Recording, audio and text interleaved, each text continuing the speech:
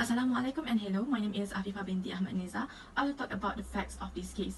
So, the plaintiff in this case was a financial institution that had a license to offer banking services and goods relating to Islamic and Sharia law. In the plaintiff's letter of offer dated 14 June 2013, it has clearly stated regarding the General Facility Agreement dated 25 September 2013 and 18 January 2018, and the Al-Kafalah Bank Guarantee Facility Agreement dated 25 September 2013 and 18 January 2018, executed between the plaintiff and the first defendant company, which is the agreement, and the plaintiff granted avail and extended banking and credit financings, which called as the financing to the first defendant upon the terms and conditions of the agreement. The second and third defendants then signed the letter of guarantee and indemnity to pay on demand all sums due and owing by the first defendant to the plaintiff. However, the first defendant has failed to pay the financing facilities, prompting the plaintiff to file a civil action to recover the monies owed. The plaintiff then filed an application for summary judgment against all defendants. Nonetheless, the plaintiff has abandoned the application for summary judgments against the first defendant because the first defendant has obtained a court order restraining all legal proceeding against him. As a result, the plaintiff's current summary judgment application is limited only to the second and the third defendants. It was held by the court that the court had allowed the applications of summary judgment by the plaintiff against the second and the third defendant. Next, I will talk about the issues in this case. So overall, there are 5 issues in this case. The first issue is whether the plaintiff had fulfilled the requisite preliminary requirements to enter summary judgments against the second and the third defendant. The second issue is whether the plaintiff has established a prima facie case regarding its claim against the defendants.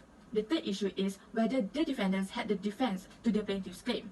The fourth issue is whether the second and the third defendants cannot be held liable for their indebtedness by depending on the liability of the first defendants under the agreement in relations to the payment of the financing. And the last issue, which is the fifth issue in this case, is whether the plaintiff can enter a summary judgment against the second and the third defendant. That's it for me. I will pass to the next presenter. Hello, my name is Awi Shazwina and my metric number is 2. Summary judgment application. Summary judgment is an application that the plaintiff can make if he or she believes that the defendant has no defense in the case. As mentioned in Order 14 Rule 1 of the ROC 2012, the plaintiff has to prove preliminary matters or requirements for the summary judgment to be granted. And the elements are statements of claim has been served on the defendant has entered an appearance, and the last one will be the plaintiff should verify the facts and affirm in the affidavit that the defendant has no defense to statements of claim. So, however, defendant may counterclaim the applications if he claims that there is issue to be disputed under Order 14, Rule 3 and 4. And the issue should be produced in affidavits evidence before the court.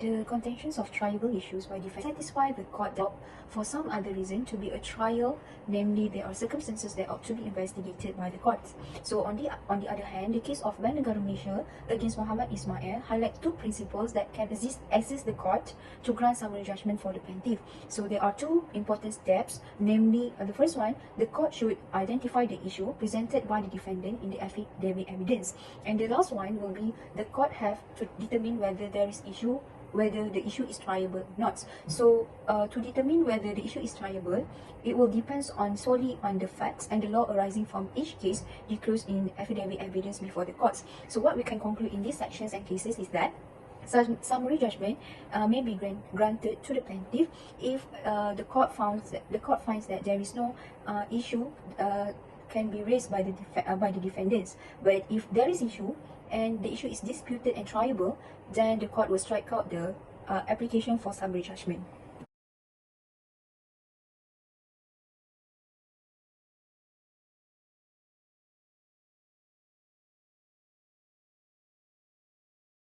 There are several prerequisites to be fulfilled before a summary judgment application can be made under Order 14.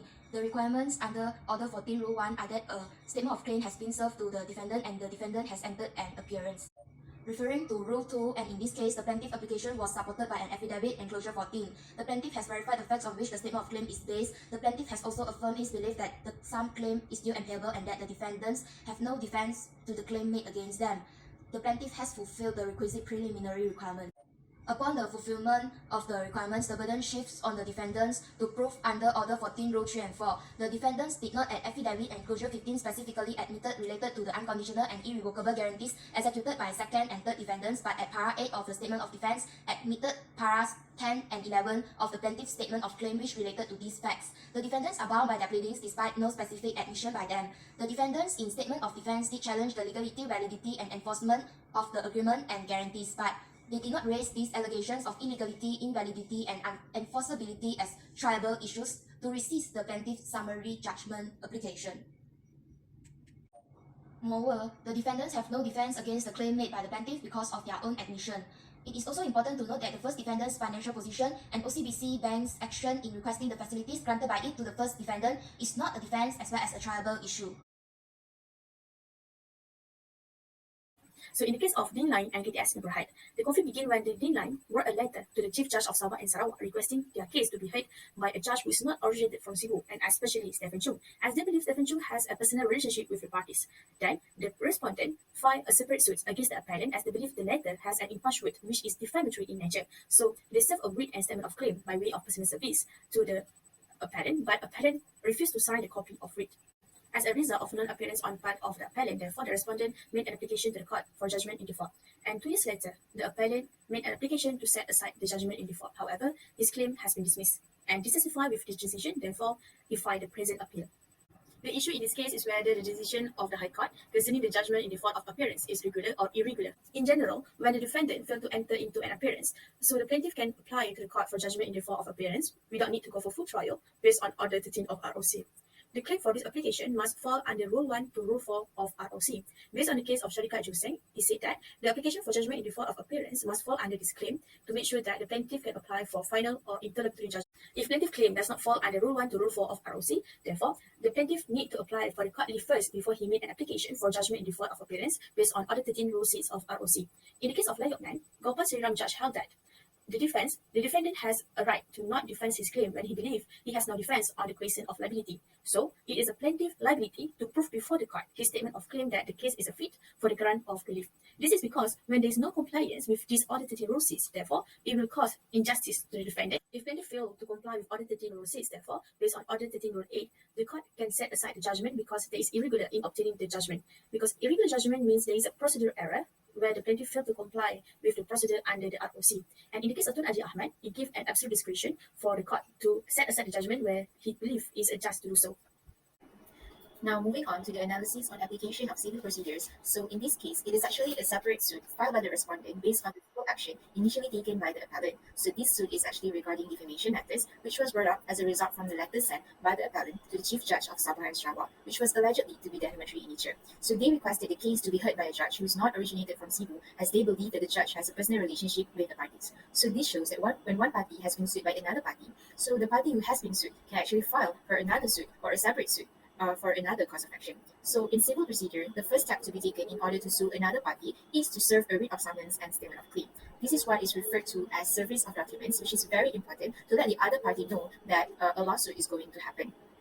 So the reason why it is important is because if the defendant fails to reply or enter into appearance within the stipulated time, then the plaintiff is entitled to enter into judgment in default against the defendant pursuant to Order 13 of Rules of Court 2012. However, in Din Lain's case, the respondent had contended that he has served the writ and statement of claim personally to the appellant at Nutong Cafe. In fact, he even stated in the affidavit of service that service has been made to Din Lain. However, he also contended that Din Lain has accepted service but refused to acknowledge receipt of such writ. So as I mentioned just now, that's why it is important to serve the documents, writ and statement of claim, so that the plaintiff is unable to obtain judgment in default of appearance, or we call it as JIDA. So this is by virtue of Order 13 of Rules of Court. So in this case, the respondent had obtained JIDA for injunction because he assumed the appellant had failed to enter defense within stipulated time. However, the appellant was never served with such writ at the first place, despite knowing that he was being sued during the meet that they had at the cafe. So therefore, a mere knowledge is insufficient without the service of proper court documents to show that the suit is actually in action.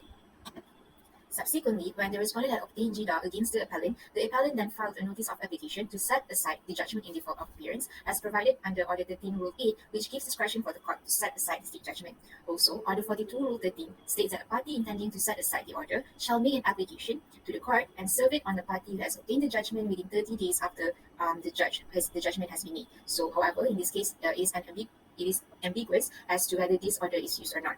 So, in fact, to support an application, it is vital to attach together an affidavit so that the application will be backed up with solid reasons in which the court will consider it. So, in this case, the appellant had filed an affidavit in support and states why he should be given the judgment in default to be set aside. The first one is that he did not know any suit filed by the respondent until he was informed by a relative because he rarely come to Miri.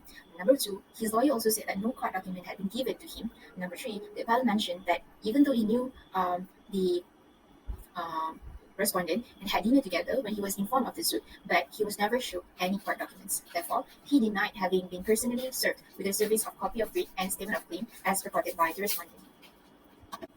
So when the High Court dismissed the notice of application to set aside the judgment in default because of delay in filing and miscarriage of justice would occur if it were to be allowed, since the plaintiff or the respondent in this case had proceeded with execution proceedings and had successfully sold the property of the appellant to the purchaser. That is the reason why the appellant made an appeal against the decision of the High Court. So in order to appeal, this is another procedure in civil suit, whereby if one party is unsatisfied with the order or judgment made by the court, he can appeal to a higher court. According to Order 55, Rule 3, provided that notice of appeal against the whole or part of the decision after the trial must be given to the court within 14 days. And also, he must pay 1,000 ringgit for the cost and serve a duplicate copy of the notice to the respondent within stipulated time. Also, Order 55, Rule 4 stipulates that the appellant must prepare and file the record of appeal within 1 month from the date of filing of such notice of appeal. So, in this current appeal made by the appellant against the decision of High Court, which dismissed his application to set aside the judgment in default.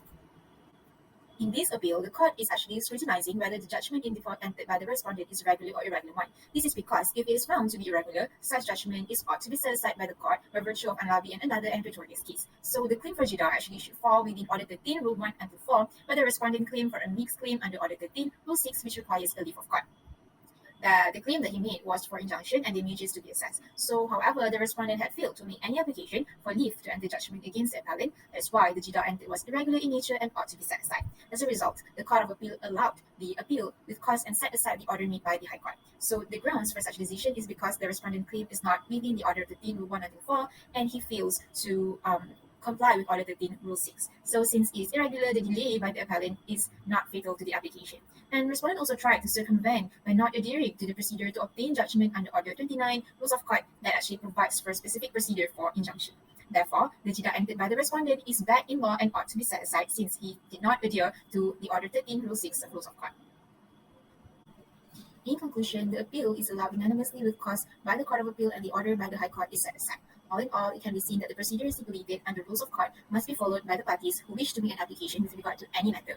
This is because if it end up to be irregular, it is ought to be set aside, for instance, in the context of judgment in default of appearance. That is why it is important to be meticulous and cautious when making an application so that you would not be dismissed by the court due to the lack of adherence to the procedures. So one of the ways that can be done is that by consulting multiple lawyers beforehand to confirm that the application is made accordingly.